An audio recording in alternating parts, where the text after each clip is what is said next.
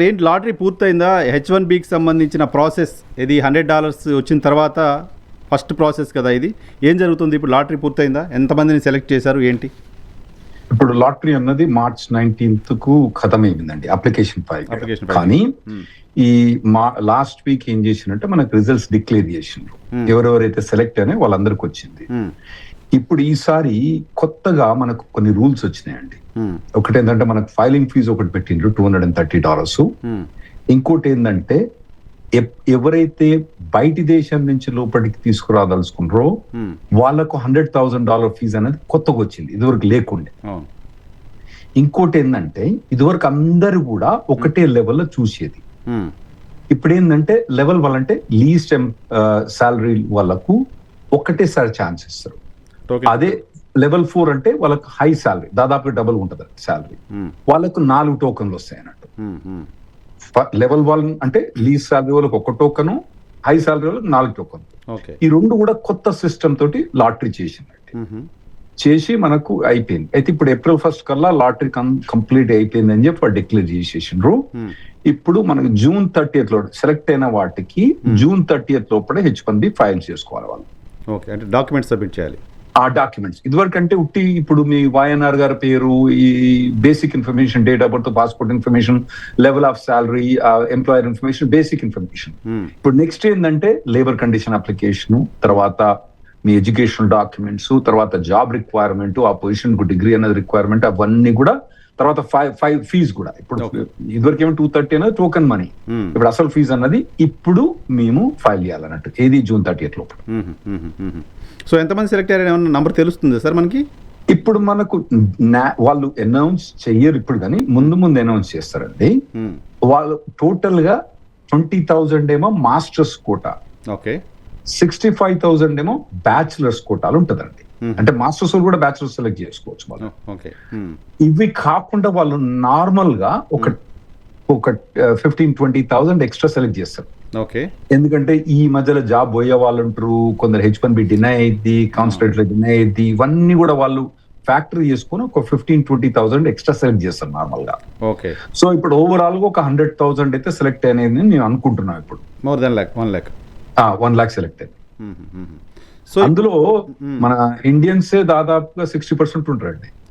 మళ్ళా మన తెలుగు వాళ్ళే అందులో మళ్ళా దాదాపుగా అంటే 1,00,000 సెలెక్ట్ అయితే దాదాపు 30-40 వేలు మన తెలుగు రాష్ట్రాల నుంచి ఉంటుంది. Oh my god. Okay okay, వీళ్ళు ఇప్పుడు జూన్ 30th లోపు మిగతా డాక్యుమెంట్స్ అన్ని సబ్మిట్ చేయాలి. 1,00,000 మందిని అప్రాక్సిమేట్లీ సెలెక్ట్ చేశారు అనుకుందాం. ఈ 1,00,000 మందికి సంబంధించిన డాక్యుమెంట్స్ అన్ని 85,000 వాళ్ళు ఇచ్చే వీసాలు అంతేనా H1B? 85,000 వీసాల కంటే తక్కువ ఉన్నాయనుకోండి, 10,000 5,000 H1B వీసాలు మిగిలిపోయి ఉన్నాయనుకోండి, అప్పుడు మళ్ళీ అప్లికేషన్ తీసుకొని మళ్ళీ లాటరీ పిలవడం ఉంటుందా? అవునండి.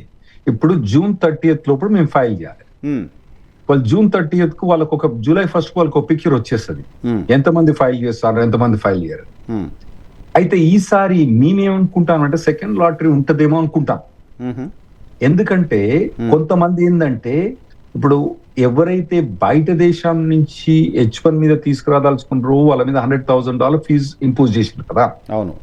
అయితే కొందరు ఏంటంటే ఇప్పుడు అది కోర్టులో చెల్లదేమో, లేదంటే ఇమిగ్రేషన్ మాకు ఎగ్జామ్షన్ ఇస్తదేమో అని చెప్పి కూడా H1B ఫైల్ చేశారు. ఓకే, వాళ్ళకి సెలెక్ట్ అయిన తర్వాత ఒకవేళ కోర్టు కనుక వాళ్ళ ఫేవర్ గా రూల్ చేయకపోయినా, ఇమిగ్రేషన్ వాళ్ళకి ఎగ్జామ్షన్ ఇవ్వకపోయినా కూడా వాళ్ళు H1B ఫైల్ చేయరాదు. ఒకవేళ ఫైల్ చేసినా 100,000 కట్టాలంటే చాలా తక్కువ కంపెనీస్ చేస్తాయి.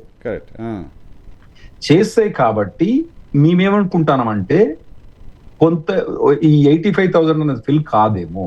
కాకపోయినప్పుడు ఏం చేస్తారంటే July 1st నుంచి తర్వాత ఎప్పుడైనా ఏం చేస్తారంటే ఇదివరకు ఉన్న ఏది March 19th లోపల ఫైల్ అయిన అప్లికేషన్స్ ఉంటాయి కదా, అందులోకెళ్ళి మళ్ళీసారి తీస్తారు. మళ్ళీసారి అప్లికేషన్ ప్రాసెస్ పెట్టరు. ఇదివరకు ఉన్న దాంట్లోకి తీస్తారు. ఓకే, సో ఈ H1Bకి డిమాండ్ తగ్గినట్టేనా సార్? పోయిన గతంతో పోలిస్తే ఈసారి డిమాండ్ తగ్గినట్టే కదా? అప్లై చేసే వాళ్ళ సంఖ్య కూడా తగ్గింది కదా? తగ్గిందని నేను అనుకుంటానండి. ఒకటి ఏంటంటే మ్యాస్ లే ఆఫ్స్ ఉన్నాయి చాలా కంపెనీస్. కొన్ని ఏంటంటే H1B ఫైల్ చేయాలంటే CTO దగ్గర దాకా వాళ్ళ పెద్ద పెద్ద కంపెనీస్ వాళ్ళు ఏం చెప్తారంటే మాకు CTO దగ్గర నుంచి పర్మిషన్ రావాలని చెప్తారు వాళ్ళు.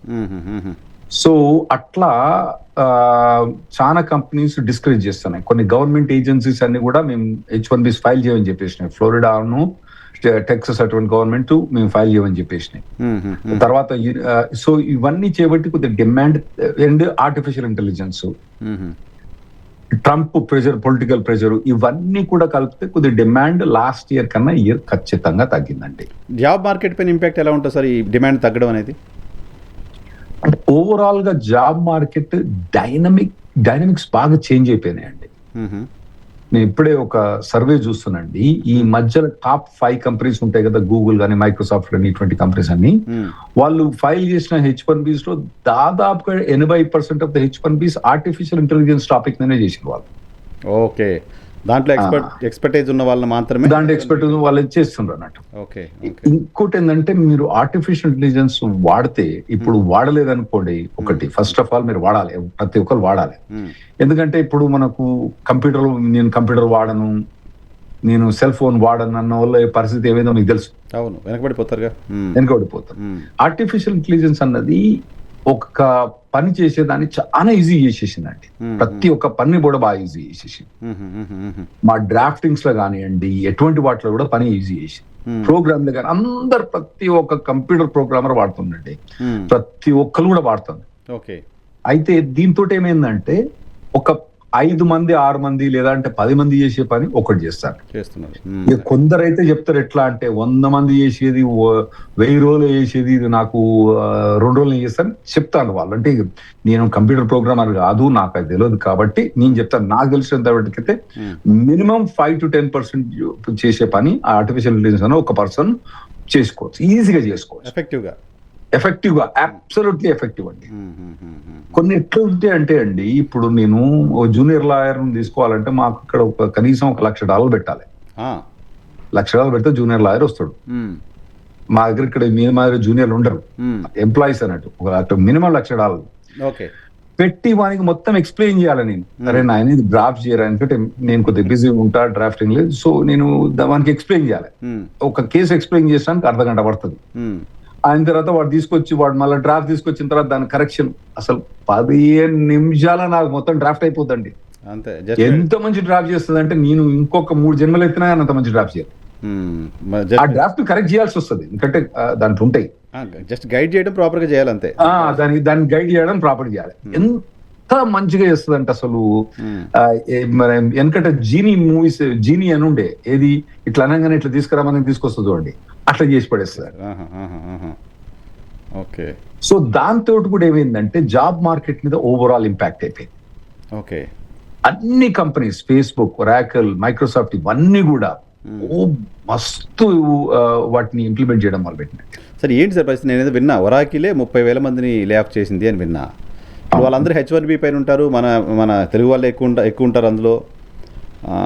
అంటే అందరూ H1B ఉంటారని గ్యారంటీ ఏం లేదు, కానీ కొద్దిగా మాత్రం ఎక్కువ మంది ఉంటారు, డెఫినెట్లీ ఉంటారు. గుడ్ నెంబర్ ఆఫ్ పీపుల్ ఉంటారు.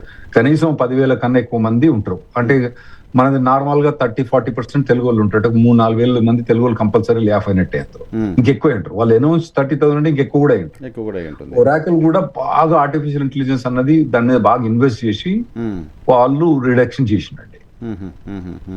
మేము every day free conference call పెడతామండి. మేము ఎవరైనా పార్టిసిపేట్ చేయొచ్చు. నార్మల్ గా మా కాన్ఫరెన్స్ కాల్ కు 100 మంది వస్తారండి. మేము ఒక 30 మంది దాకా ఆన్సర్ ఇస్తాం ఫ్రీ.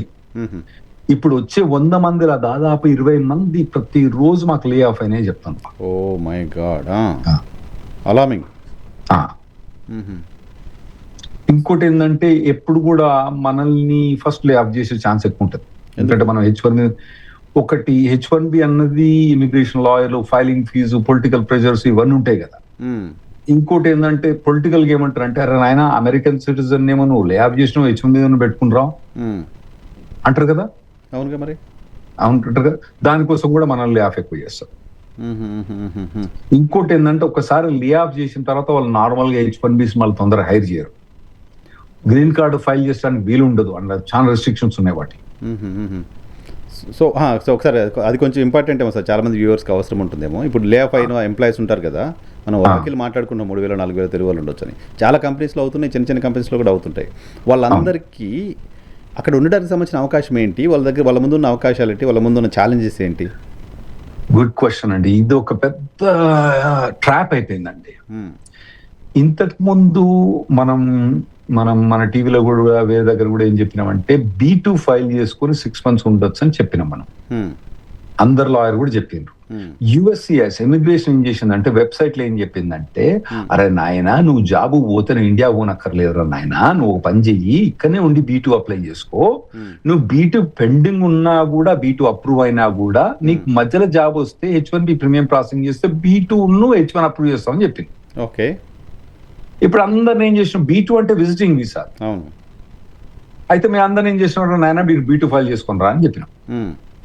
ఇప్పుడు ఆల్ ఆఫ్ ఎ సడన్ ఫిబ్రవరి నుంచి గవర్నమెంట్ ఏం చేసిందంటే B2 ఫైల్ చేసి H1B ఫైల్ చేసిన వాళ్ళకు రిజెక్ట్ చేస్తుంది. ఇంకోటి వైఎన్ఆర్ గారు అర్థం చేసుకోవాలి, 2016 ట్రంప్ వచ్చినప్పుడు కూడా రిజెక్షన్స్ మాకు బాగానే వచ్చినాయి. కానీ అప్పుడు ఏం చేసేదంటే, రిజెక్ట్ అయినప్పుడు ఏం చేసేదంటే ఇండియాకి తీసుకొచ్చి మళ్ళీ H1B ఫైల్ చేసుకుని మళ్ళీ ఇండియా స్టాంపింగ్ చేసుకొని వెనకకి రావచ్చు. ఇప్పుడు $1,00,000 కట్టాలి కదా, ఇప్పుడు $1,00,000 కట్టాలి, అక్కడ వీసా స్టాంపింగ్ లేదు కదా. సో ఈ రెండు లేవు కాబట్టి పరిస్థితి గిలగిల అయిపోతుంది మాకు. అయితే ఇప్పుడు మాత్రం లే ఆఫ్ అయిన వాళ్ళని ఏం చేయాలంటే, మీరు ఏమేమి రికమెండ్ చేస్తానంటే, నీకు ఏవో స్కిల్ సెట్ తక్కువ ఉండి లే ఆఫ్ అయినావు కాబట్టి, నువ్వు ఇండియాకి వచ్చినా అంత మంచిగా ఉండవు కాబట్టి నువ్వు F1 తీసుకొని F1 ట్రాన్స్ఫర్ చేసుకో అని చెప్తున్నాం మేము. H1B F1 గా ట్రాన్స్ఫర్ చేసుకోవాలి. F1 ట్రాన్స్ఫర్ అక్కడనే ఉండి చేసుకోవచ్చు. B2 అంటే విజిటింగ్ వీసా కన్నా F1 ట్రాన్స్ఫర్ చేసుకుంటే నీకు ఆపర్చునిటీ అప్రూవ్ అవ్వడానికి చాలా మంచిగా ఉంటుంది. ఓకే, సో అక్కడ మళ్ళీ స్కిల్స్ పెంచుకొని మళ్ళీ ఉద్యోగాలు ఎత్తుకొని ఆ ప్రాసెస్ మళ్ళీ మొదలు పెట్టుకోవాలి అతను. ఇంకా అంటే వైఎన్ఆర్ గారు F1 మీద పోయేటప్పుడు అతని ఇంటెన్షన్ అన్నది మళ్ళీ ఇండియాకి రావడం అన్నది ఇంటెన్షన్ ఉండాలి. ఓకే, ఉండాలి, మీరు అర్థం చేసుకుంటాను. అయితే వాళ్ళు అప్పుడు ఎందుకంటే ఇప్పుడు అతని స్కిల్ సెట్ డౌన్ అయింది కాబట్టి లే ఆఫ్ అయింది కాబట్టి, అతను ఇండియాకి వచ్చినప్పుడు స్కిల్ సెట్ ఇంప్రూవ్ చేసుకోవాలి కాబట్టి, ఆ పర్టికులర్ స్కిల్ సెట్ US లో టెక్నాలజీలో నెంబర్ 1 కాబట్టి ఆ స్కిల్ సెట్ ఇంప్రూవ్ చేసుకోవడానికి మళ్ళీ ఏదో కోర్స్ ఏదైనా చేస్తే బెటర్. అది అందరికీ వర్తించకపోవచ్చు కదా, పర్టికులర్ సాఫ్ట్వేర్ పీపుల్కో వాళ్ళకి పనికి వస్తుందేమో, మిగతా వాళ్ళందరికీ కూడా ఎవరికైనా వర్తిస్తుంది అది F1 అనేది? F1 ఎవరైనా చేసుకోవచ్చు. ఇప్పుడు మీరు జర్నలిస్ట్ ఉన్నారనుకోండి, జర్నలిస్ట్ లే ఆఫ్ అయిన అనుకోండి, స్టిల్ మీకు ఇప్పుడు స్కిల్ డెవలప్మెంట్ ఉంటది కదండి, టెక్నాలజీ డెవలప్మెంట్ ఉంది. ఇప్పుడు వెనకటి ఎప్పుడు టీవీ ఛానల్ ఎట్లుండే, ఇప్పుడు టీవీ ఛానల్ కు ఒక టీవీ ఛానల్ పెట్టాలంటే ఎంత కాస్ట్ అవుతుంది, ఇప్పుడు టీవీ ఛానల్ పెట్టాలంటే ఎంత కాస్ట్ అవుతుంది. ఆ టెక్నాలజీ ఇంప్రూవ్మెంట్ లా మీరు ఇంప్రూవ్ చేసుకోవచ్చు కదా, తప్పే ఉంది. ప్రతి ఒక్క దాంట్లో కూడా ఇంప్రూవ్మెంట్ అనేది ఉంటుంది. ఓకే, సరే ఇప్పుడు ఈ లే ఆఫ్స్ ఇంపాక్ట్ హైదరాబాద్లో ఎక్కువ మంది స్టూడెంట్స్ని ఎవరి వరకు ఇచ్చినా నెక్స్ట్ అమెరికా అని చెప్తూ ఉంటారు కదా, ఈ పిల్లలందరి ఫ్యూచర్ పైన ఎటువంటి ఇంపాక్ట్ చూపిస్తుంది సార్? అక్కడ ఉన్న వాళ్ళు ఉద్యోగాలు పోగొట్టుకొని వెనక్కి రావాల్సిన పరిస్థితి, ఉద్యోగాలు పోగొట్టుకుని ఇబ్బందులు పడుతున్న పరిస్థితి ఒక పక్క ఉంది, ఆర్టిఫిషియల్ ఇంటెలిజెన్స్ ఛాలెంజ్ ఒక పక్క ఉంది, వీసాలకు సంబంధించిన ఛాలెంజ్ ఇంకో పక్క ఉంది. ఏంటి ఇక్కడ విద్యార్థుల పరిస్థితి? ఎప్పుడు కూడా ఏమంటారండి, టోస్ మీద నిల్చుంటే మనిషి ఇంప్రూవ్మెంట్ అన్నది ఉంటది. మనం మంచిగా లేజీగా వైఎన్ఆర్ గారు నాకు జీతం ఇస్తారు, పని చేయకున్నా జీతం ఇస్తాడు, ఇంప్రూవ్ ఆకున్నా జీతం ఇస్తాడు, అక్కడ కూర్చుంటే జీతం ఇస్తానంటే లేజీ అయిపోతాం. వైఎన్ఆర్ గారు నన్ను తీసేస్తానికి ఛాన్స్ ఉంది, నా టెక్నాలజీ మంచిగా లేదేమో, వైఎన్ఆర్ గారు నన్ను తీసేస్తారేమో ఈ ఛానల్ నుంచి అని చెప్పి ఏం చేయాలంటే ప్రతిసారి మనం ఇంప్రూవ్మెంట్ చేసుకుంటాం. ఓకే, ఇప్పుడు క్రికెటర్స్ ఉంటారు, ఎట్లుంటారు, కొద్దిగా కిందికైనా తీసి పడేస్తారు వాళ్ళు. సో వాళ్ళు ఎట్లుంటారు, always they are on the toes. Correct. So వాళ్ళు you can see the improvement, వాళ్ళు లేకపోతే తీసి పడేస్తారు. సో అలాగే క్రికెటర్స్ మాదిరి అండి, స్పోర్ట్స్ పీపుల్ మాదిరి మన వాళ్ళు కూడా అలానే బిహేవ్ చేయాలండి. F1 కానీ H1 కానీ వాళ్ళు అలాగే బిహేవ్ చేసి టోస్ మీద ఉంటేనే బెటర్. ఓకే, ఇది మన జనరేషన్ ఇంప్రూవ్మెంట్ కూడా లేజీ జనరేషన్ పోతుంది. యాక్టివ్ వాళ్ళే, టోస్ మీద ఉన్న వాళ్ళే మంచిగా డెవలప్ అవుతారు. ఓకే, ఈ వేజ్ పెంచడం ఏంటి సార్? వేజ్ ఏదో పెంచారు అని విన్నాను, H1B హోల్డర్స్ సంబంధించిన వేజ్. March 26 కు వాళ్ళు ఒక రెగ్యులేషన్స్ పబ్లిష్ చేసిందండి. జనరల్ గా between 13-14% to about 25% wages increase అవుతున్నాయి. ఓకే, అంటే ఇవి దేని మీద ఎఫెక్ట్ అవుతాయి అంటే, H1B ఎక్స్టెన్షన్ ఫైల్ చేసినప్పుడు కానివ్వండి, గ్రీన్ కార్డ్ ఫైల్ చేసేటప్పుడు కానివ్వండి, వాళ్ళ మీద ఇది ఎఫెక్ట్ అవుతుంది. ఎలా? ఇప్పుడు సపోజ్ మీరు డల్లాస్ లో ఉన్నారు, సాఫ్ట్వేర్ డెవలపర్ ఉన్నారు. ఇప్పుడు దాదాపుగా డెవలపర్ ఎంట్రీ లెవెల్ జాబ్ అక్కడ దాదాపుగా $90,000 అంటే దాదాపు 85 లక్షల రూపాయలు ఉంది. లెవెల్ 2 $1,00,000 ఉంటుంది, లెవెల్ 3 ఇట్లా వేరే వేరే లెవెల్ ఉంటుంది.